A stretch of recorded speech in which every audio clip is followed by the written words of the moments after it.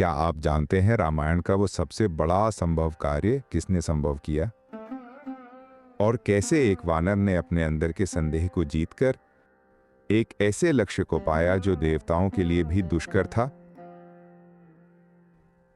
दोस्तों, आज मैं आपको रामायण की एक ऐसी कहानी सुनाने जा रहा हूं जो सिर्फ हनुमान जी के अदम्य साहस और दृढ़ संकल्प की नहीं, बल्कि हम सबके अंदर छिपी असीम शक्ति की भी याद दिलाती है।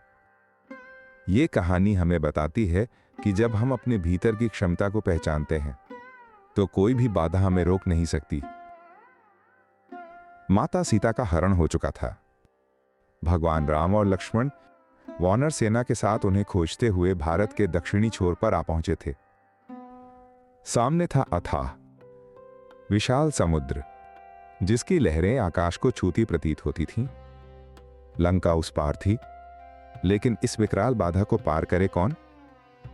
वानर सेना में निराशा छा गई। बड़े बड़े वीर जैसे अंगद कहते थे कि वे 100 योजन लगभग 800 मील का समुद्र पार तो कर सकते हैं, पर वापस आने का कोई भरोसा नहीं। सभी सिर झुकाए बैठे थे, क्योंकि कोई भी ऐसा नहीं था जो इस असंभव कार्य को पूरा कर सके। तभी वानरों के वयोवृद्ध और बुद्धिमान जामवंत जी ने देखा कि एक महान योद्धा चुपचाप बैठे हैं। वे थे पवनपुत्र हनुमान। जामवंत जी ने उन्हें संबोधित करते हुए कहा, हे हनुमान, तुम तो वायुदेव के पुत्र हो। तुम्हारी शक्ति और पराक्रम का कोई सानी नहीं। बचपन में तुमने सूर्य को फल समझकर निगलने का प्रयास किया था, लेकिन एक शाप के कारण तुम अपनी शक्तियों को भूल गए हो। उठो हे पवन पुत्र, अपने बल को पहचानो। तुम ही इस असंभव कार्य को संभव कर सकते हो। जामवंत जी के इन प्रेरणादायी वचनों को सुनकर हनुमान जी के अंदर की सोई हुई शक्ति जाग उठी। उनके शरीर में ऊर्जा का संचार होने लगा। उनका आकार बढ़ने लगा। देखते ही देखते वे एक विशालकाय रूप में प्रकट हो गए। उनका तेज ऐसा था कि मानो दूसरा सूर्य उदय हो गया हो। उनके मन में अब कोई संदेह नहीं था, सिर्फ भगवान राम के प्रति अगाध भक्ति और सीता माता को खोजने का अदम्य साहस था। हनुमान जी ने महेंद्र पर्वत पर पैर रखा। उनके भार से पर्वत डगमगाने लगा। वृक्ष उखड़ गए और जीव जंतु भयभीत होकर भागने लगे।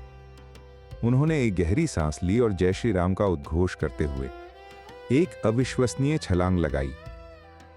वे आकाश मार्ग में तीव्र गति से उड़ने लगे, मानो एक विशालकाय पक्षी अपने गंतव्य की ओर उड़ चला हो।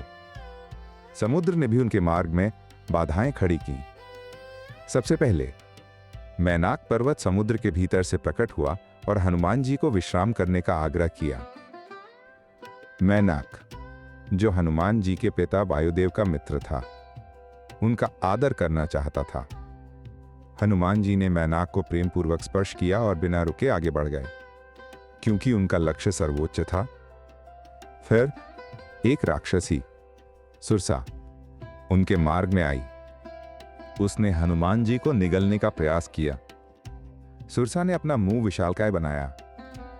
हनुमान जी ने भी अपना शरीर दोगुना कर लिया। सुरसा ने फिर अपना मुंह दोगुना किया। हनुमान जी ने भी अपना शरीर और बड़ा किया। जब सुरसा ने सोचा कि वो हनुमान को निगल लेगी, तब हनुमान जी ने अचानक अपना शरीर अत्यंत छोटा कर लिया और पलक झपकते ही उसके मुंह में घुसकर बाहर निकल आए। उन्होंने सुरसा को प्रणाम किया और कहा कि आपने अपनी शर्त पूरी कर ली है। ये उनके साहस के साथ उनकी बुद्धि का भी प्रमाण था। इसके बाद एक और राक्षसी सिंहिका सामने आई, जो अपनी छाया पकड़कर जीवों को खींच लेती थी।